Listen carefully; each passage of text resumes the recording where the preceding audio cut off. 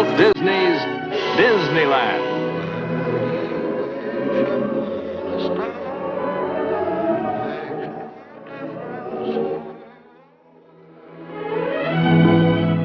Each week as you enter this timeless land, one of these many worlds will open to you. Frontierland. Tall tales and true from the legendary past. Tomorrowland. Promise of things to come.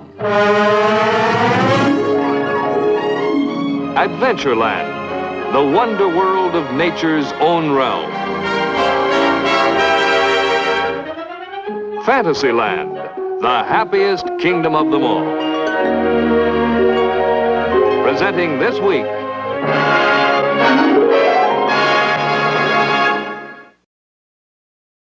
ladies and gentlemen, here is your host, Walt Disney. Thank you, GARCO. In this exciting age when everyone seems to be talking about the future possibilities of space travel, there's much speculation on what we will discover when we visit other worlds. Will we find planets with only a low form of vegetable life, or will they be mechanical robots controlled by super intelligent beings? One of the most fascinating fields of modern science deals with the possibility of life on other planets. This is our story. In the beginning, man's world was his cave. His only concern was for food and companionship. With the sun came the day, bringing warmth and light. With the stars came the night, bringing darkness and fear. Later, when man became a shepherd, he spent more time contemplating the mystery of the stars. Because they moved, he believed them to be living things, possibly the children of the moon breaking away when the moon grew smaller. Then he noticed the reappearance of star formations he had seen before. Where had they come from, and where were they going? An important discovery. The stars fell into the sea. Man's conception of his world had expanded. The earth was an island floating in water, circled by a glittering ring of heavenly objects. As man learned to till the soil, he associated the stars with events of good and evil. When the bull was in the heavens, he planted his crops. This was good. Aquarius, the water carrier, brought the rains. This was also good. With the Virgin of the harvest, the crops were gathered. This was very good. But Draco the dragon brought pestilence and famine. This was evil. Then man began to build cities with towers to bring him closer to the heavens. Man became an astronomer. He sought a more logical explanation for the earth and the heavens above. The earth, he thought, must be flat with its roots deep in celestial waters. In time, he changed the roots to stone pillars to afford easier passage for the stars in their nightly journey. Later, elephants were substituted because of their great strength. To support the elephants, he added a gigantic tortoise who pulled the universe through cosmic waters with infinite slowness. The Egyptians, who loved to draw, represented Earth as a reclining figure with a star-filled sky bending over the top. Shu, the god of air, kept them apart, while the sun and the moon sailed back and forth in a small boat. The Greeks were among the first learned men of astronomy. These great philosophers gave the world many profound conceptions of Earth and space. Plato said, "I have found the Earth to be the perfect shape of a cube, standing in the center of the universe, with all other heavenly bodies scattered round and about." Anaxagoras had this to say, "Being in the center of the universe, the Earth is assailed by the rotating ether, which tears away bits of Earth, flinging them outward, setting them afire, creating stars and planets." Then there was Aristarchus. Gentlemen, I disagree. The sun is obviously in the center, with the Earth and other planets traveling in circular paths.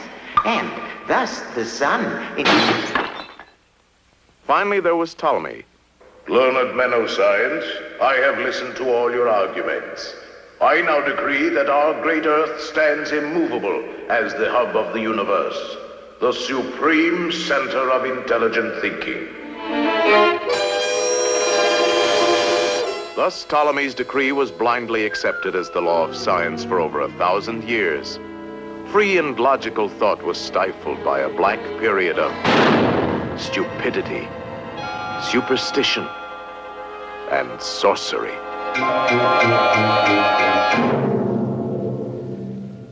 With the Renaissance came a learned monk, Nicholas Copernicus. He proved mathematically that the Earth was not the center of the universe, but was merely one of many planets circling the glowing sun. In 1610, Galileo published his Sidereus Nuncius, in which he vividly described the wonders of the heavens as seen through that great new invention, the telescope. The planets were not spots of light, but were spheres like the Earth.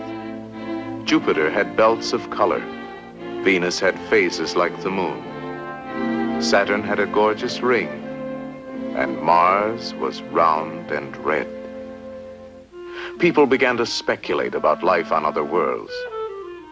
One of the first to describe people of other planets was the romantic Frenchman, Bernard de Fontenelle. While walking with a young lady in a garden, he discusses with her the possibility of life on other worlds. She is delighted with the prospect of learning astronomy. The sun is a boiling ball of liquid gold. The inhabitants cannot see these riches. They are blind. Mercury is so close to the sun that the people are crazy with the heat. Venus is the planet of passion. People do not cook because they live on air, music, and love. The men of Saturn are very cold and miserable. They never move from the spot where they are born. Jupiter is so big that people never see or meet other people. Mars is very populated with luminous birds who do not fly.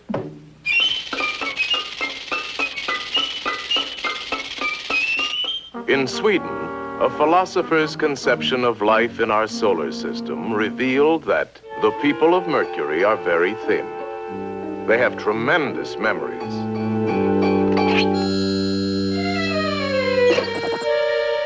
Their cattle are extremely small. The natives of Jupiter are pretty. They do not lie or steal, but they are terrified at the sight of their giant Jupiter-type horses. There are two kinds of people on Venus: mild people and fierce people. Inhabitants of Mars are clothed in fibers. They converse by means of thought transference. During the 19th century, Mars was more and more regarded as the planet most likely to harbor life, especially when astronomers thought they saw specks of light appear on the surface of the red planet. Many people believed that these were attempts to signal the Earth, and immediately plans were laid to build a gigantic mirror to return the friendly greetings.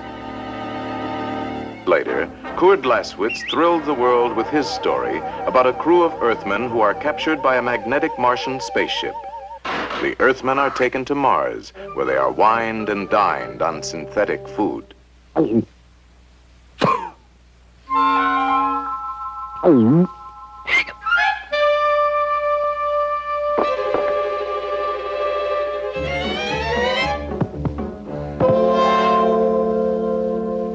In a story by Robert Brain called Messages from Mars, a sailor is marooned on a lonely island off Madagascar. He discovers a rare and powerful telescope planet, which he immediately focuses on Mars. The Martians he sees are exactly 10 feet tall. Their favorite culture is music, which they inhale in great quantities through their noses.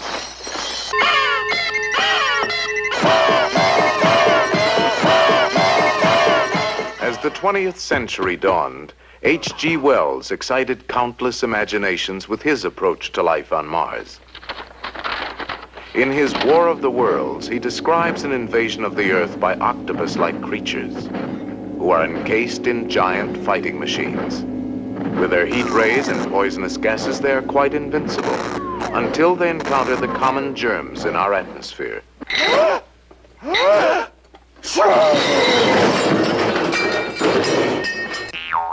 Wells followed his science fiction story with a more serious discussion. He reasoned that plants would grow taller and thinner in the weaker gravity of Mars, and insects would probably be larger than those on Earth. The Martian animals, covered with fur or feathers during winter, would lose their covering with the coming of summer. The people of Mars would probably walk on their hind legs, their barrel-chested bodies covered with a coating of down. Their ample skulls would be crammed with intelligence, and their trunk-like noses indispensable for feats of engineering. Edgar Rice Burroughs supplied his readers with a complete Martian dictionary. Barsoomian, warlike people of Mars. Human bipeds with variegated color characteristics. Banth, Martian lion, dwells in Dead Sea areas, is carnivorous, has 10 legs. Kalat, a pony-sized Martian dog with a frog-like head. Thoth, a dog-sized Martian horse with about 8 legs.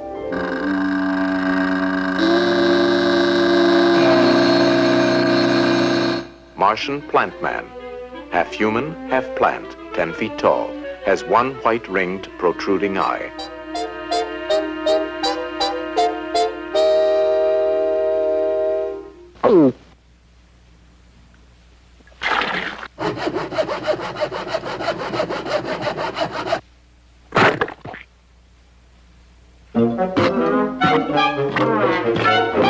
Through the years, there have been frequent rumors that Martians disguised as Earthmen walk amongst us.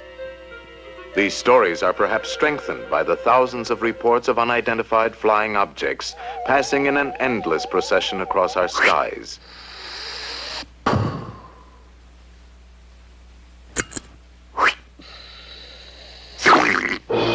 Today, a space-conscious public avidly consumes tons of story material about life on other planets.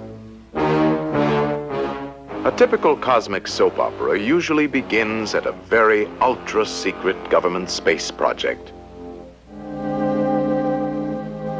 The hero is a young electronics genius who is always busy formulating new laws of thermodynamics and astrophysics. The heroine is his secretary, efficient, hardworking, and rather attractive. Of course, the villain is a mechanical robot from Mars. He is usually controlled by a Martian mastermind whose appearance is too horrible to reveal at this time. The escape device is a late model electrophlegmatic flying saucer. The story plot usually concerns the lack of some precious element on Mars, such as water or uranium or women.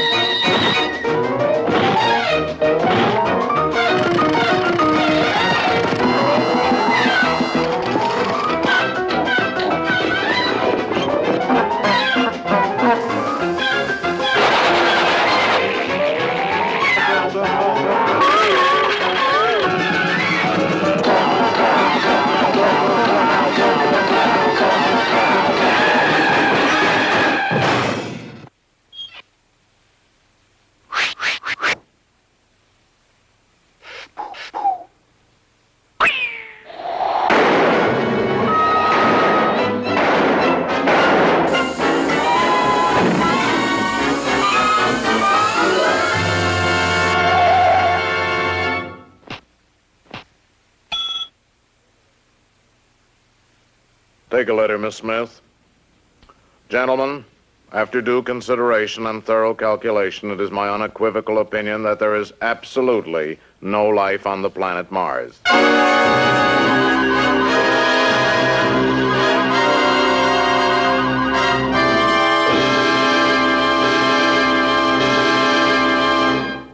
Today, as modern science seeks to understand the miracle of creation, it sees an infinite universe, cold and dark, inconceivably vast, without beginning, without end.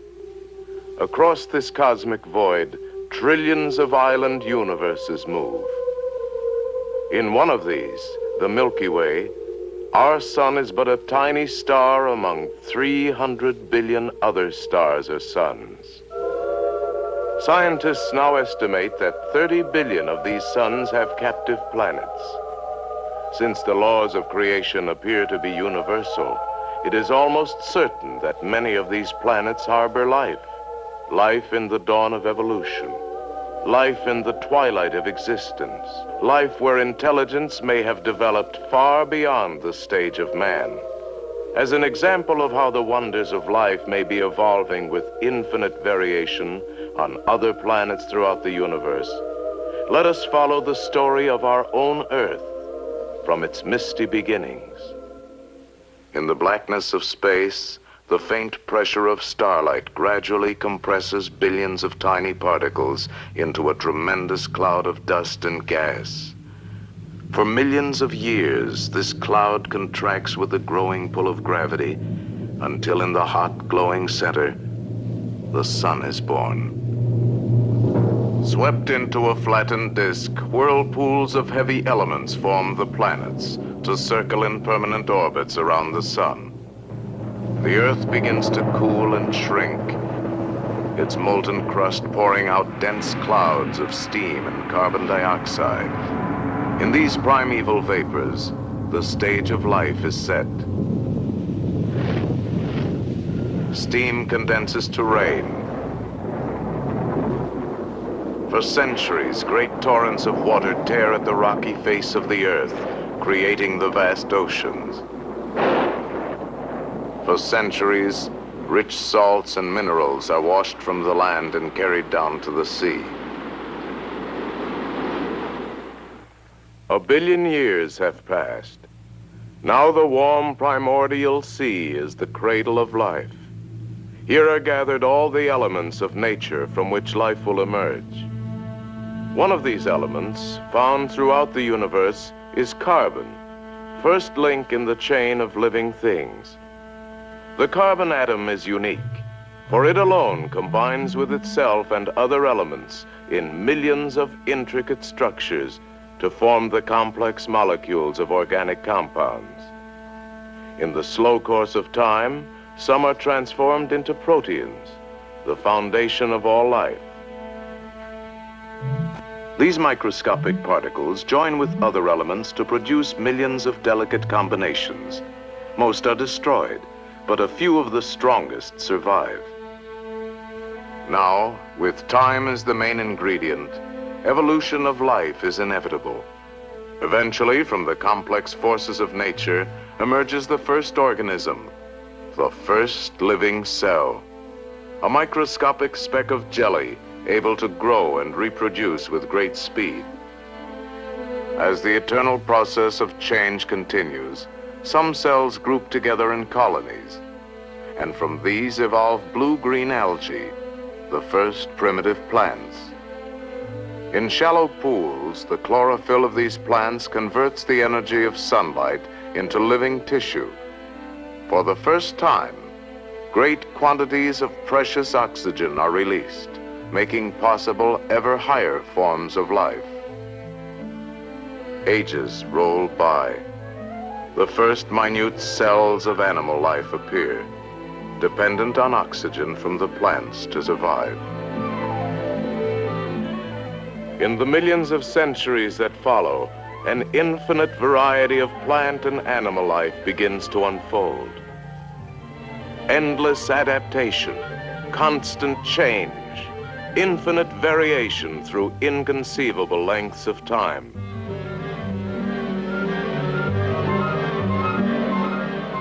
At last, from the maternal sea, life emerges ready to challenge the hostile forces of a new environment. The pageant of living things spreads across the face of the land.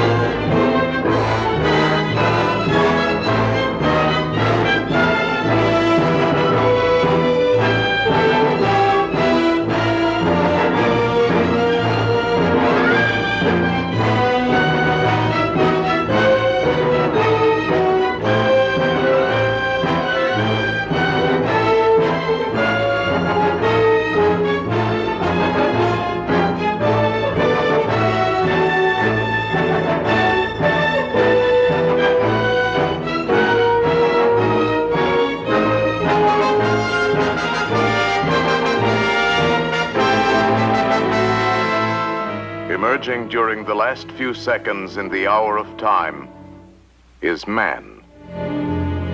Nature has created in man its most complex mechanism. The chemical processes that keep man alive are dependent on a never-ending supply of oxygen and constant body temperature. He automatically maintains an internal temperature of 98.6 degrees. But if prolonged exposure to severe heat or cold upsets his delicate balance by just a few degrees, man dies. Yet, given proper protection, man can carry on his everyday life within a temperature range of about 100 degrees. Nearly all plant and animal life as we know it exists within this same temperature span. There are some exceptions, however. Certain simple organisms, such as lichen, algae, and bacteria, can withstand more severe heat and cold. Broad as life's temperature range seems to us, it is nothing compared to the bitter cold and intense heat that mark the extremes of our solar system. At one end, the sun blazes at 10,000 degrees. Its radiant heat dissipates rapidly until after 1 billion miles we find the outer planets, Uranus, Neptune, and Pluto, at temperatures of more than 300 degrees below zero. Here on Pluto, the distant sun glows but faintly over silent landscapes of frozen gases and lakes of liquid ammonia. Here, an Earthman would succumb in 15 seconds from the complete lack of oxygen, his body being solid in a few minutes. Moving nearer to the sun, we find Saturn. In spite of its majestic beauty, the poisonous atmosphere of ammonia and methane gas would be a death trap. Jupiter is closer to the sun, but is still intolerably cold at 200 degrees below freezing. Like Saturn, its air is poisonous. Again, man would quickly suffocate from lack of oxygen, his frail body torn by dense gases, blowing in gales up to 400 miles an hour. These outer planets are far too cold and hostile for life as we know it. On the other hand, if man should visit Mercury, the planet closest to the sun, he would find it much too hot for life to exist. Mercury is a small and airless world, with one burning face turned always to the sun. Man's blood would boil in this vacuum, and his lifeless body would be incinerated in seconds. As we move away from the sun toward the Earth, we enter the temperature zone favorable to life. In this golden zone are the orbits of Venus, Earth, and Mars. There may be life on Venus, but we know very little about our sister planet, for her mysteries lie shrouded beneath an impenetrable mantle of dense clouds. Beyond the Earth, at the outer fringe of life's temperature zone, is Mars, the third planet in our solar system where life could exist. Even though scientists think Martian conditions are severe, they believe that if man journeyed to Mars, he could survive here with moderate protection. He would need his own oxygen supply and some sort of protective covering. But life could be almost normal within pressurized houses and pressurized cities. Today, as we face the serious problems of overpopulation and depletion of natural resources, the possibility of Mars becoming a new frontier is of increasing importance in our plans for the future.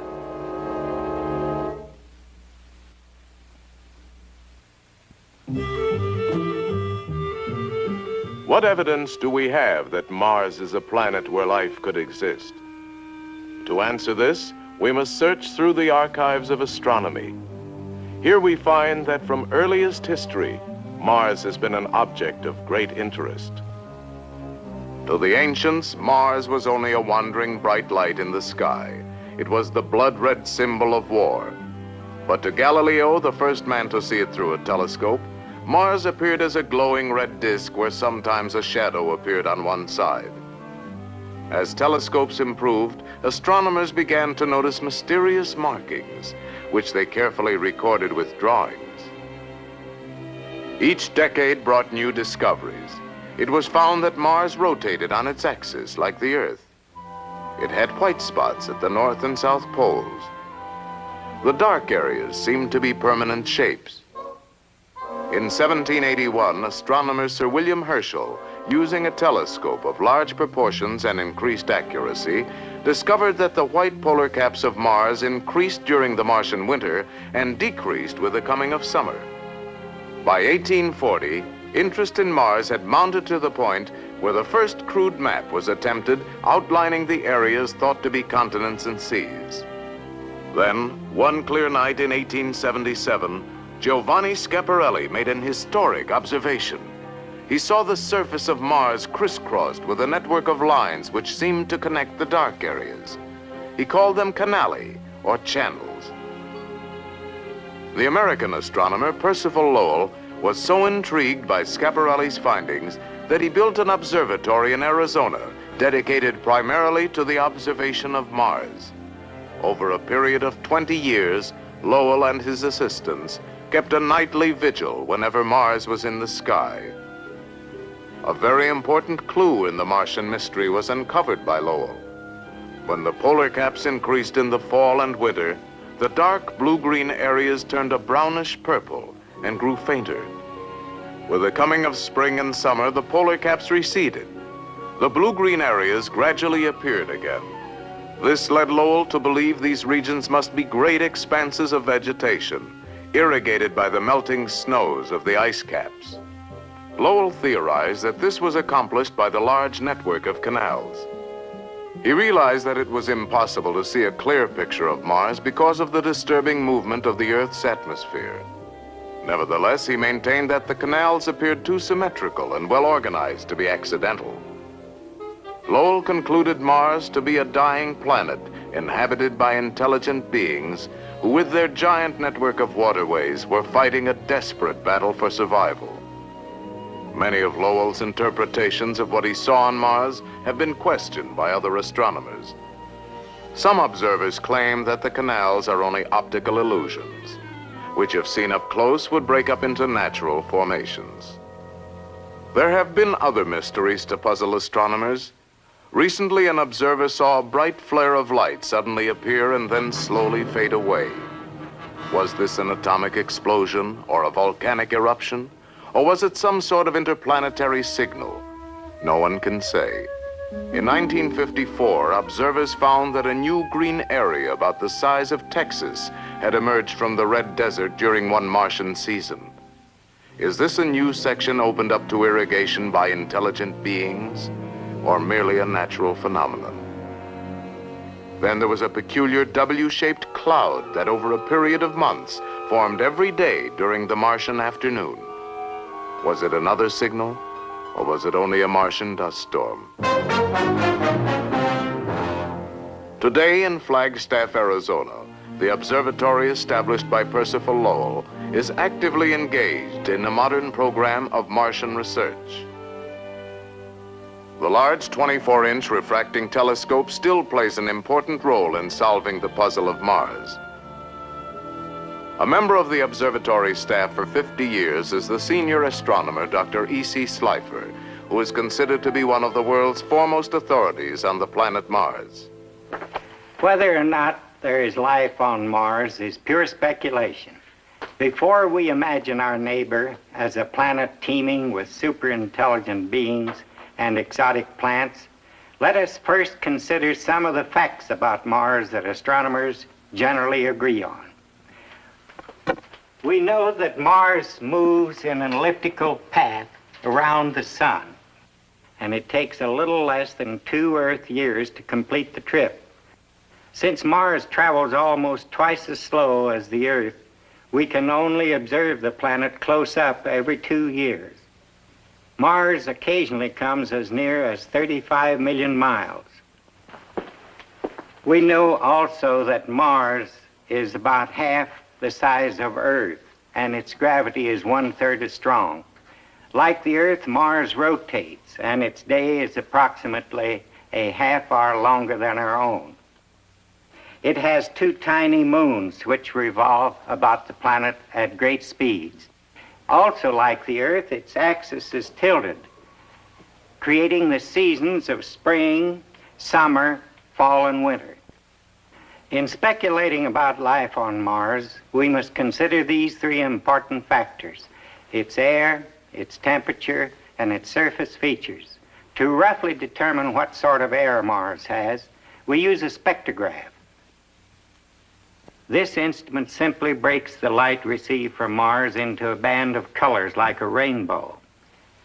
By analyzing this spectrum picture, astronomers find that the Martian atmosphere is quite different from that of the Earth.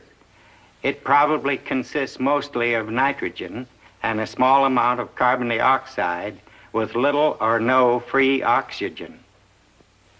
The temperature of Mars is given by the thermocouple, an instrument so sensitive it can measure the heat of a candle 40 miles away. It tells us that the temperature of Mars sometimes reaches a balmy 85 degrees during the day, but drops to 95 degrees below zero in the coldest part of the night. There is a certain amount of guesswork about the surface of Mars.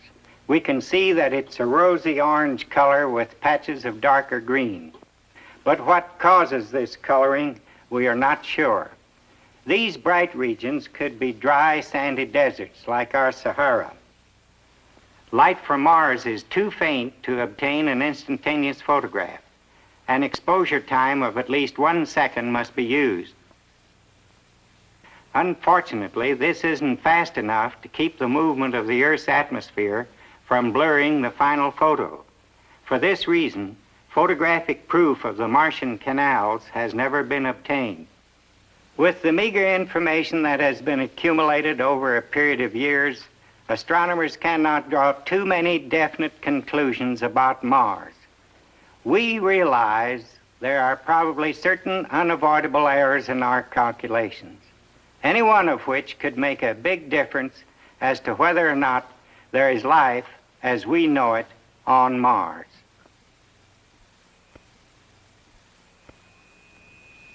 Although scientific evidence seems to indicate that Mars is a cold, desolate world, many scientists today speculate on what the planet might be like if conditions were somewhat different.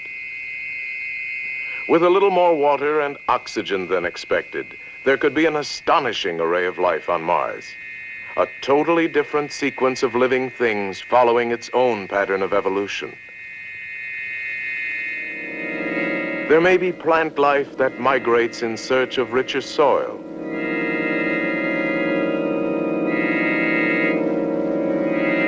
There may be plants that feed on other plants.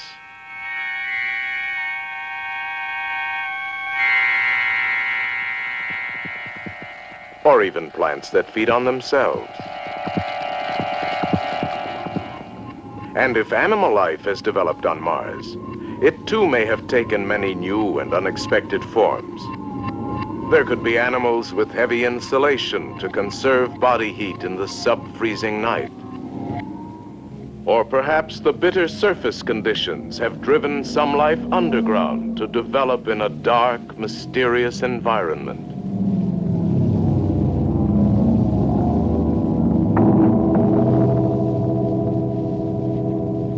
If it is true that there are dust storms on Mars, life could have evolved ways of protecting itself.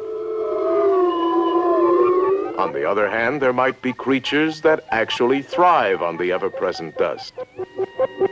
Some organisms working with powerful digestive acids may be able to feed directly on minerals in the rocks, leaving a fantastic Martian sculpture in their wake.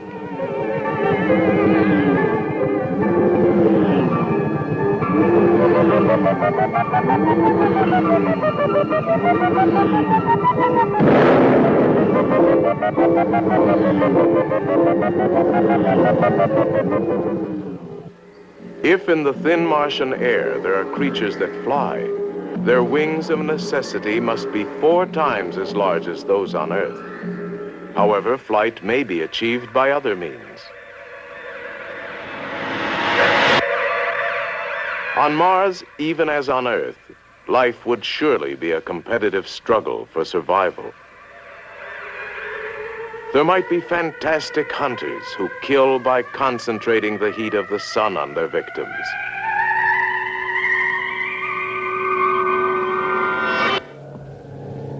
Devastating creatures that envelop their quarry in shrouds of poisonous gas.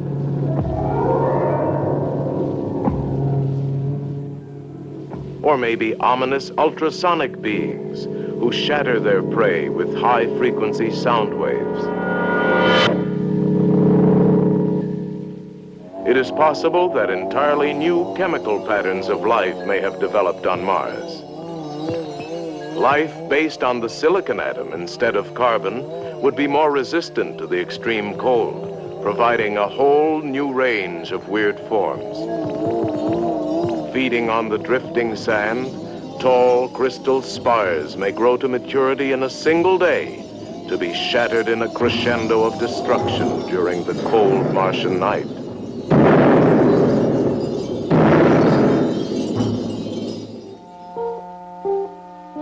Just as it is impossible to conceive an intelligent life totally different from our own, so we may find our Earth-trained minds unable to comprehend the weird phenomena that could exist on this strange new planet.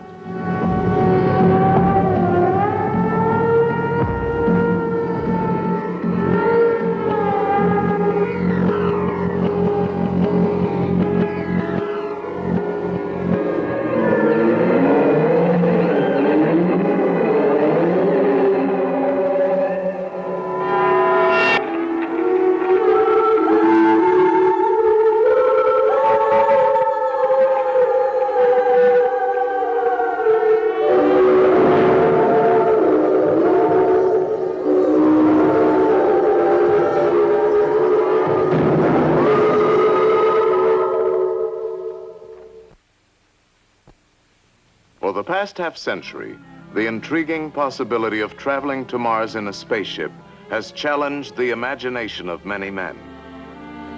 Rocket ships of all sizes and shapes have been designed, but most of them rely on an enormous consumption of chemical fuel to escape the pull of the Earth's gravity. A spaceship using an electromagnetic drive to neutralize gravity is the obvious answer, but such a device is still a dream for the future. However, at the present time, an atomic-powered spaceship has been suggested by a leading scientist in the rocket and guided missile field, Dr. Ernst Stuhlinger, who for some years has been working closely with the rocket engineer, Dr. Werner von Braun. This atomic electric spaceship features a revolutionary new principle that will make possible the long trip to Mars with only a small expenditure of fuel. Parts for the spaceship will be brought up to an orbit by conventional chemical fuel rockets. It will then be assembled in the vacuum of space. This unusual ship will be 500 feet across and will carry a small landing craft for the final descent to the Martian surface. Located at the bottom is a small atomic reactor which furnishes a continuous supply of heat. This heat turns silicon oil into steam. After rising up a central pipe, the steam drives a turbo generator which produces electricity to run the ship. The steam is condensed in a giant circular cooler and used over and over again. In the thrust chamber, a platinum grid is electrically charged. The metallic element cesium is vaporized and blown through the white-hot grid. This ionizes the cesium atoms, and they are then electrically blasted out into space at the rate of billions per second.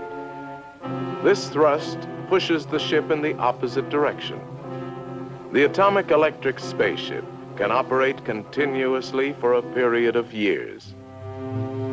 At the top of the ship, away from the dangerous atomic reactor, is cargo space and quarters for a crew of 20 men. Mounted outside on the thrust chamber assembly is the auxiliary landing craft. When our ship reaches Mars, the landing craft will be released, carrying men and supplies to the planet's surface. A drag chute will gradually slow the landing craft as it streaks into the Martian atmosphere. A few seconds before touching down, the main rocket motors will be fired and the craft will land gently on its nose. Later, the exploration party can return to the mothership by blasting off in the tail section of the landing craft. Here is the plan for our trip to Mars. It will take 13 months and 6 days.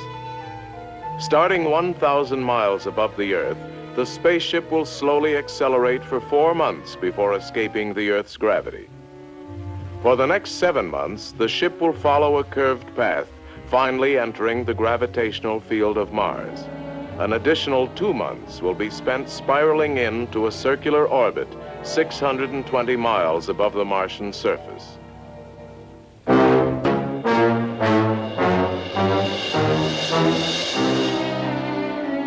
Here at the space station, our journey begins. The expedition is comprised of 6 ships. Time, a few minutes before departure. Final checks are being completed.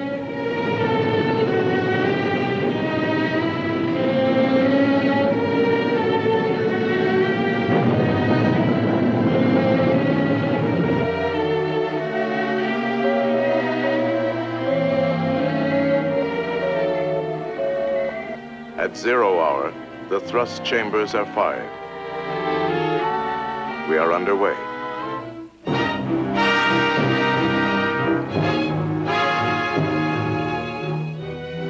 Our fleet climbs beyond the space station, beginning its outward spiral around the Earth.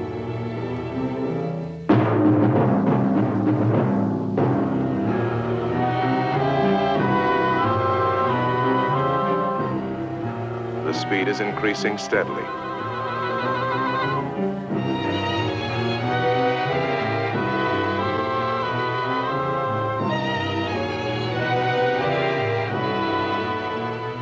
After 4 months and 17 days, 850,000 miles out, the expedition finally escapes the Earth's gravity.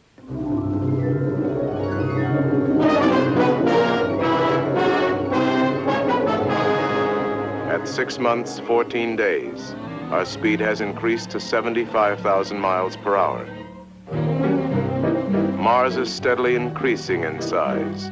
The halfway point has been reached. The thrust chambers are reversed. Deceleration begins. The Earth grows smaller.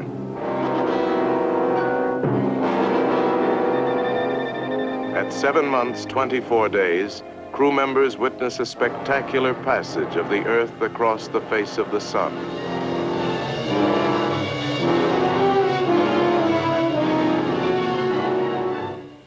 Three months later, the expedition is 700,000 miles above Mars, and the 45-day spiral in toward the planet is begun. Now, for the first time, the tiny Martian moons Deimos and Phobos are visible to the unaided eye.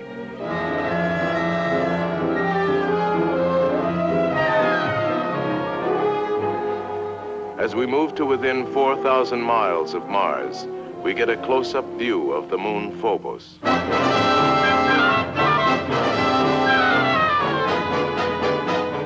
After 13 months and 6 days, Our voyage to Mars is finally completed. The ships are orbiting 620 miles above the surface of the planet. Before exploration begins, test missiles are fired to sample the strange new atmosphere.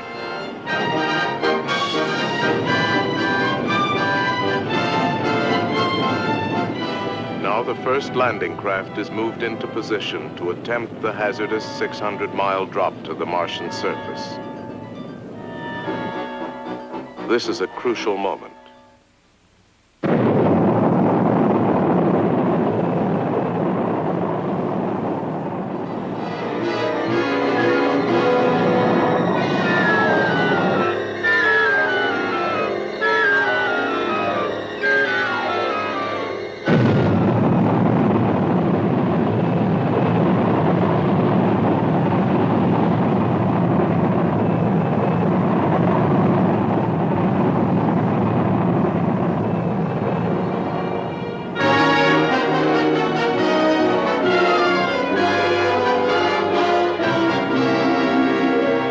When Earthman finally walks upon the sands of Mars, what will confront him in this mysterious new world? Will any of his conceptions of strange and exotic Martian life prove to be true? Will he find the remains of a long-dead civilization? Or will the more conservative opinions of present-day science be borne out with the discovery of a cold and barren planet where only a low form of vegetable life struggles to survive? These questions will be answered by our space pioneers of the future. In solving the enigma of the red planet Mars, man may find a key that opens the first small door to the universe. Carried forward on the wings of modern science, man in the years that follow may discover the miracle of life as it exists in all its countless forms throughout an infinite creation.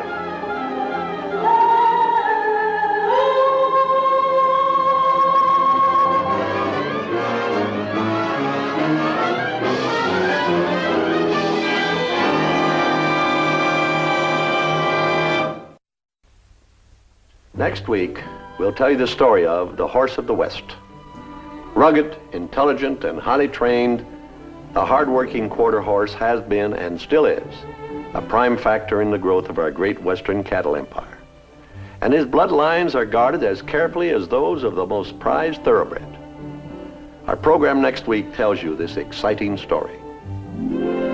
Next week, from Frontierland, Walt Disney brings you a stirring saga, The Horse of the West, with Rex Allen as your storyteller, revealing for the first time the dramatic, authentic story of the most famous cattle empires of the West, of California, Arizona, Texas.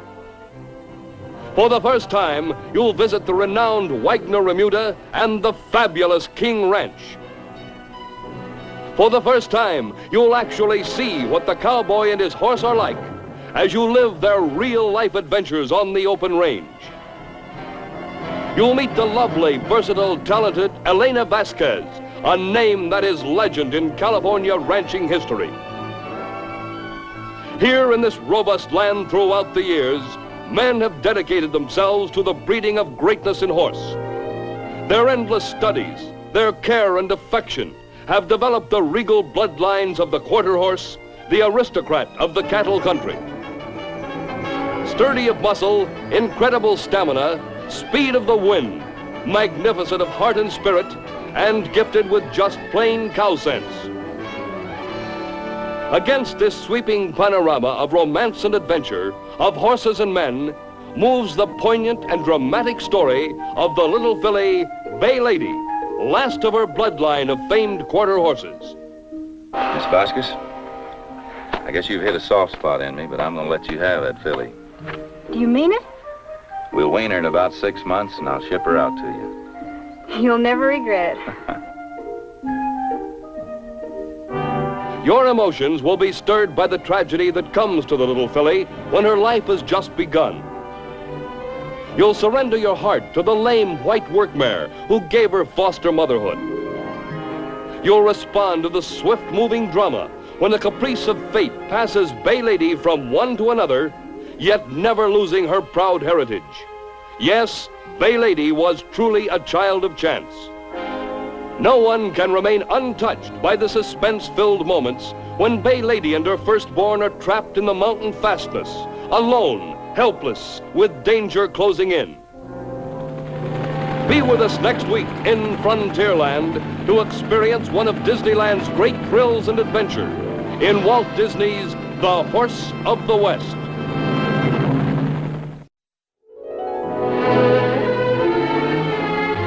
Coming to motion picture theaters soon, Old Yeller, a rare entertainment experience. From the deeply moving story of Fred Gibson's best-selling novel comes a new Walt Disney motion picture, sure to touch the hearts of everyone, everywhere. Old Yeller, the thrilling story of a remarkable Texas family and an old Yeller dog who made a habit of saving their lives. Old Yeller, co-starring Dorothy McGuire and Fess Parker. And Old Yeller himself, friend when he wanted to be, fighting fool when he had to be. Walt Disney's dramatic new movie, Old Yeller, coming to motion picture theaters soon. This has been an ABC television network film